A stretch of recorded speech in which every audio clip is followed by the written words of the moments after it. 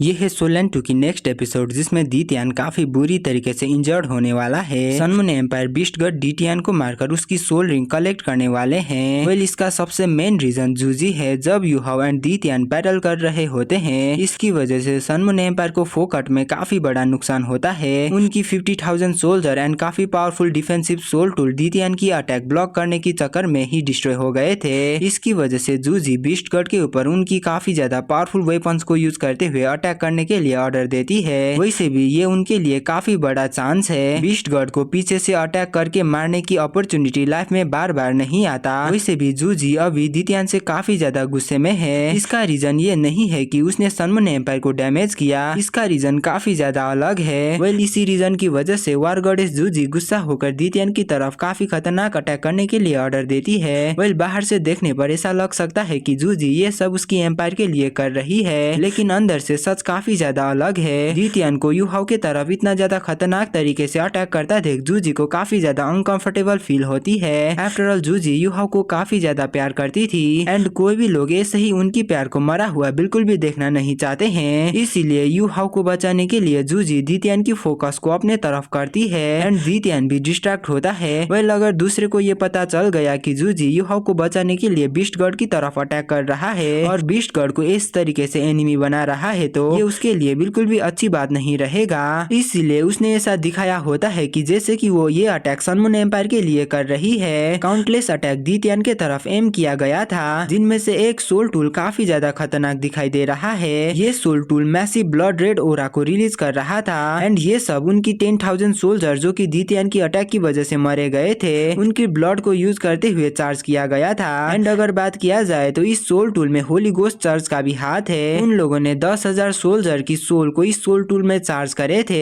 ये soul tool immense dark red sea of blood special barrier को completely seal करता है। जैसे ही ये सोल टूल दीतियान के तरफ फायर किया जाता है, इसकी वजह से dark red sea of blood special barrier को कम्प्लीटली चारों तरफ से सील करता है, जिसकी वजह से अब दीतियान और ज्यादा उसकी स्पेस पावर को यूज करके स्केप कर नहीं सकता था। मतलब कि अगर दीतियान चाहे तब भी वो उसकी स्पेस पावर को यूज करते हुए वहां से भाग नहीं पाएगा। इस dark red sea of blood से बना हुआ स्पेयर दीतियान की तरफ अचानक रिलीज होता है एंड अभी के टाइम में दीतियान इस अटैक को ब्लॉक करने के लिए बिल्कुल भी रेडी नहीं था। वो अभी के टाइम में पूरी फोकस यूहाओ से फाइट करने के लिए लगा रहा था, लेकिन फिर भी दीतियान को ये पता चल चुका था कि एक काफी खतरनाक अटैक उसके तरफ आ रहा है। चाहे जो भी हो, दीतियान इस अटैक को ब्लॉक करने के लिए रेडी नहीं था। चाहे दीतियान इस अटैक को ब्लॉक करने के लिए रेडी नहीं हो, लेकिन तब भी दीतियान स्टिल दीतियान है। वो उसकी ड्रैगन सोर्ड को यूज करते हुए इस ब्लड स्पेयर को आधा टुकड़ा कर देता है, लेकिन स्टिल ये स्पेयर की टिप दीतियान की चेस्ट पर पियर्स करने में सक्सेसफुल हो गया था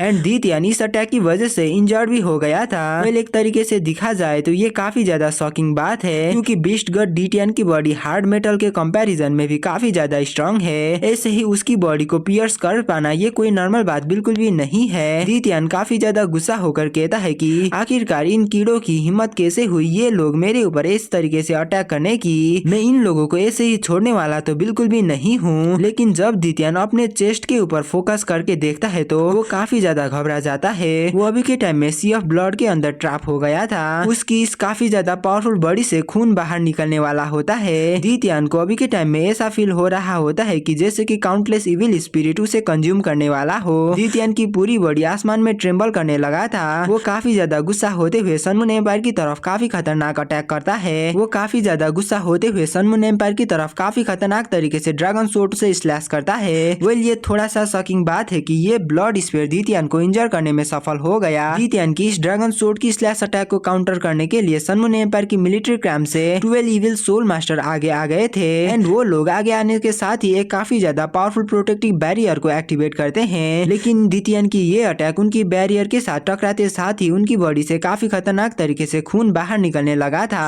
होली गोस्ट चर्च की सुप्रीम लीडर झोंगलिंगो की फेस दीतियान की इस पावरफुल अटैक को देखकर पेल होने लगा है। इस अटैक को तो उन लोगों ने जैसे तैसे करके रोक लिया है, लेकिन अगर दीतियान दोबारा से उनके तरफ इतना ही ज्यादा पावरफुल अटैक करा तो इस बारी वो लोग दीतियान की उन पावरफुल अटैक को बिल्कुल भी रोक नहीं पाएंगे। उनकी सभी पावर हाउस दीतियान की वही अटैक की वजह से काफी ज्यादा इंजर हो चुके थे। अगर दीतियान दोबारा से उन लोगों के ऊपर अटैक करता है तो उन लोगों का मरना पूरी तरीके से तय है। लेकिन दीतियान उनके तरफ सेकंड अटैक बिल्कुल भी नहीं करता। दीतियान वहां पर उसकी फुल पावर को यूज करते हुए फोर्सफुली स्पेस को क्रैक करता है। वैसे तो अभी के टाइम में स्पेस पूरी तरीके तरीके से सील किया गया था, लेकिन फिर भी दी तियान उसकी फुल पावर को यूज करके स्पेस क्रैक क्रिएट करने में सफल होता है। स्पेस क्रैक के ओपन होते साथ ही दी तियान वहाँ से एस्केप करने लगता है, लेकिन वहाँ से भागने से पहले दी तियान यू हाउ को वार्निंग देते हुए कहता है कि यू हाउ मैं इस बारी तो तुम्हें ऐसे ही छोड़ रहा हूँ, लेकिन अगली बारी में तुम्हें बिल्कुल भी नहीं छोड़ूंगा। इतना कहने के साथ ही दी तियान वहाँ से डिसअपियर हो गया था, जिसे देखकर होली गोस्ट चर्च की सुप्रीम लीडर झांगलिंग परेशान हो गए थे। वो उसकी इविल सोल मास्टर को कहता है कि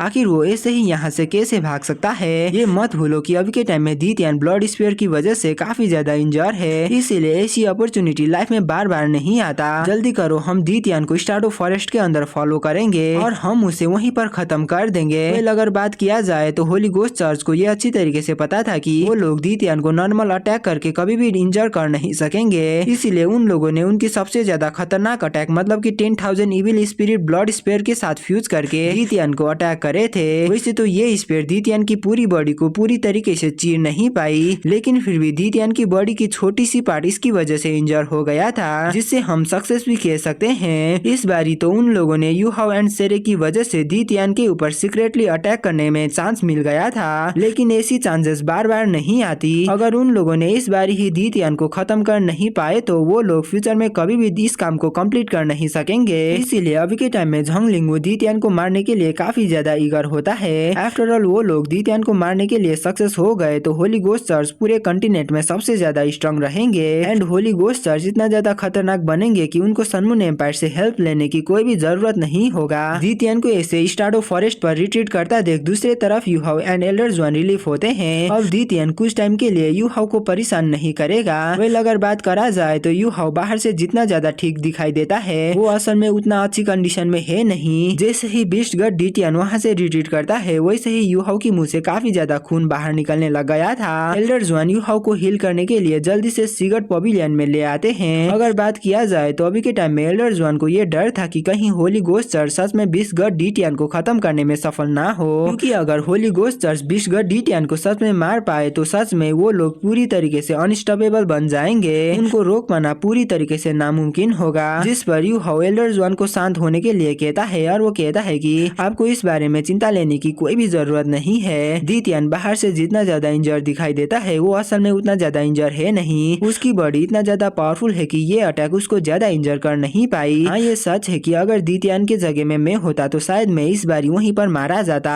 लेकिन दी तियान काफी ज्यादा पावरफुल है, उसे इस अटैक से मारना ये अभी तक इम्पॉसिबल है। ये सच है कि वो थोड़ा बहुत इंजर हो गया था, क्योंकि उसे ये बिल्कुल भी पता नहीं था कि वो लोग उसे इस तरीके से अटैक कर सकते हैं। उन लोगों ने दी तियान को इस बारी पूरी तरीके से ऑफ गार्ड पकड़ लिया था, लेकिन ये इंजरी उतना ज्यादा सीरियस भी नहीं है। इतना कहने के साथ ही यू हाउ उसकी 90 लेवल पर ब्रेक थ्रू करने के बाद गेन करा हुआ नई एबिलिटीज एंड कैपेबिलिटीज को चेक करने लगता है। इस ब्रेक थ्रू की वजह से उसकी सोल पावर पहले के कंपैरिजन में 3 गुना काफी ज्यादा इंक्रीज हो गया था एंड उसकी फाइटिंग कैपेसिटी 5 गुना से बढ़ गया था। बाहर से देखने में ऐसा लग सकता है कि यू हाउ जस्ट एक नॉर्मल 92 लेवल की पावर हाउस है, लेकिन असल में वो एक 96 लेवल के पावर हाउस को भी बिना कोई परेशानी के साथ इजीली खत्म कर सकता है। उसके लिए एक 96 लेवल की पावर हाउस कोई बड़ी बात बिल्कुल भी नहीं है। ओवरऑल 90 लेवल पर ब्रेक थ्रू करने से यू हाउ को सोच से भी ज्यादा प्रॉफिट मिला था। यू हाउ उसकी बॉडी को फुल्ली रिकवर करने के बाद वो एल्डर जुआन को कहता है कि अब वो दोबारा से सन मून एम्पायर की कैंप पर सीक्रेटली जाने वाला है ताकि वो इन्फॉर्मेशन को हासिल कर सके, और एल्डर जुआन भी इस बात को अच्छी तरीके से समझ जाते हैं। उसे अच्छी तरीके से पता था कि यू हाउ और जूची की रिलेशनशिप काफी ज्यादा कॉम्प्लेक्स है और ये कोई ऐसी बात है जिसमें वो कुछ भी कर नहीं सकता था। अगर यू हाउ जूची के साथ बात करना चाहता है तो वो उसे बिल्कुल भी रोक नहीं पाएगा। इतने के साथ ही हो यू हाउ वहाँ से निकल जाता है और उसे ये रियलाइज होता है कि सेकंड सोल कोर को बनाने के बाद उसकी स्पेस एंड डायमेंशन की पावर काफी ज्यादा बढ़ चुका है।